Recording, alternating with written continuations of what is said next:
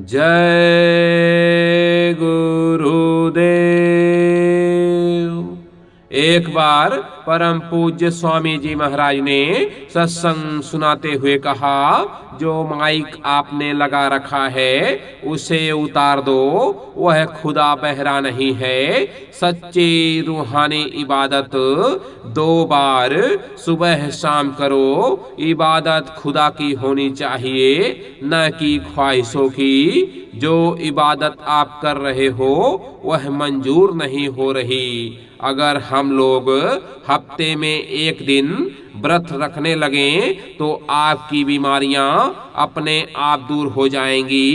कोई भी कहीं का हो, किसी भी जाति धर्म का हो, शराब पिएगा तो बहन बेटी की पहचान भूल जाएगा।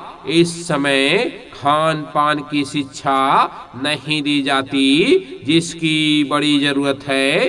इसलिए क्या खाना क्या नहीं खाना इसका ज्ञान हमको नहीं रहा।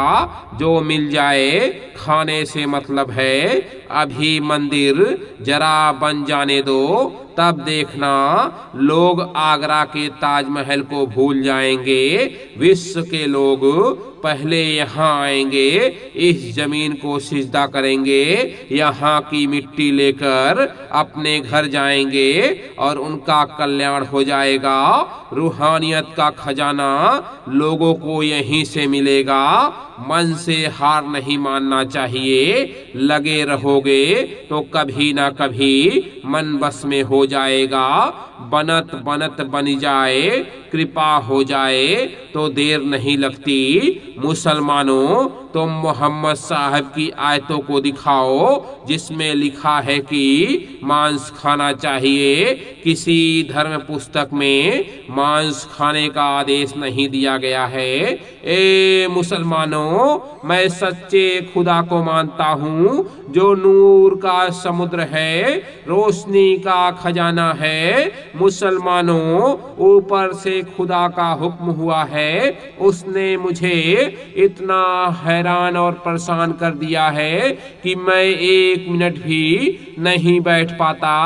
चोरी से, खुरेजी से और हराम खोरों से नफरत और घृणा करो। ए मालों से घृणा करो, मनुष्यों से नहीं। आंदोलन और तोड़फोड़ से नफरत करो, इनसे लाखों कोस दूर रहो। ए मुसलमानों, मोहम्मद साहब को यही बोरा पसंद था, वही निशान तुम अपने दरवाजे पर टांगते हो। जब इन बोरे वालों को देखो तो 1 कतरा आंसू बहा दो, तब मोहम्मद साहब याद आ जाएंगे। ए इस्लाम की हामी भरने वाले लोगों, जिस मोहम्मद साहब पर उतरी हुई कुरान पाक की हिदायतों को तुम सिर आंखों पर उतारते हुए हामी भरते हो, उसे तुम फिर पढ़ो और देखो मोहम्मद साहब कितने बड़े रहमदिल और मोहब्बत प्यार के खजाने थे। रहम दया मोहब्बत प्यार संतों फकीरों की खुदाई ईश्वरी चादर है, जिसे उनके चले जाने के बाद भी लाखों वर्षों तक उनकी यादगार में इंसान चढ़ाया करता है। परमार्थ में जगे रहो। मन पर्दों का चिंतन करने लगेगा तो भजन नहीं बन सकता। मन को रोकने की जरूरत है। मनुष्य का खून अनाज, सब्जी, फल, दूध, घी से तैयार होता है और भैंस, गाय, सुअर, खरगोश, हिरण आदि का खून मनुष्य के खून से अलग होता है। जो भी मनुष्य मांस भक्षण करते हैं, इनका मांस खाते हैं, तो उनके खून में जानवरों का खून मिल जाएगा। जानवरों की बीमारी मनुष्यों को लग जाएगी। दवा खाओगे आदमी की, बीमारी है जानवरों की, तो ठीक कैसे होगी? सबसे अच्छा यही है कि आप सब लोग शुद्ध शाकाहारी हो जाएं, शराब जैसे चरित्रहीन नशे का सेवन बंद कर दें, आगे आपका संविधान बदल जाएगा। भारतवर्ष एक नए संविधान का निर्माण करेगा और अन्य राष्ट्रों में भी लागू किया जाएगा। मैं तुमसे भजन कराने के लिए आया हूँ, मेरी बात समझ लो। समय जब विवश कर देगा तो सबको भजन करना पड़ेगा। ईमानदारी की कमाई खाने से भजन बनेगा। गृहस्थ आश्रम सबसे उत्तम है, ना जानो तो नरक है। 3 बातें याद रखना। पहला, भजन रोज करना। दूसरा, बर्दाश्त करना। और तीसरा, फैलाव अधिक मत करना। तुम्हें रास्ता भी मिल जाए, सच्चे गुरु भी मिल जाए, फिर भी तुम्हें होश ना आए, ऐसे ही बैठे रहो और रास्ता भी छूट जाए। इससे मालूम होता है कि तुम संसार की चाहें हिलोर रहे हो, परमार्थ की चाह नहीं। इतवार का सत्संग होता है, उसमें हाजिरी जरूर देना। यदि संसारियों में रहोगे और सत्संगियों से नहीं मिलोगे तो धीरे धीरे भजन ध्यान से तुम्हारी रुचि हटती चली जाएगी। साधक गुरु के वचनों को याद करता चले और अपनी साधना में लगा रहे तो एक दिन अपने घर सतलोक पहुंच जाएगा। वहां काल कभी नहीं जा सकता। सुमिरन ध्यान भजन मत छोड़िएगा, इसे बराबर करते रहें, यही जरूरी कार्य है। बाकी सब काम अपने आप होते रहेंगे, चिंता की बात नहीं है।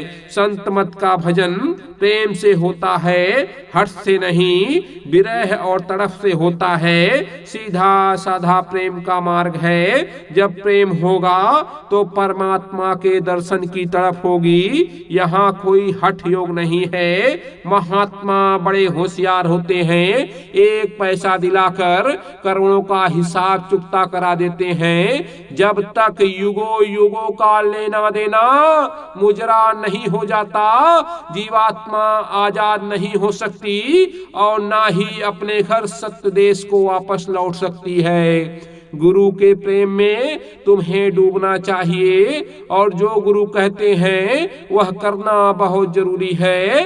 मौन होकर अंतर के स्वरूपों को याद करो, अपनी निरख परख बराबर करते रहो। कर्मों की सफाई होने पर आत्म धन जमा होगा, परमार्थ का धन खो न देना, इसका ध्यान रखना।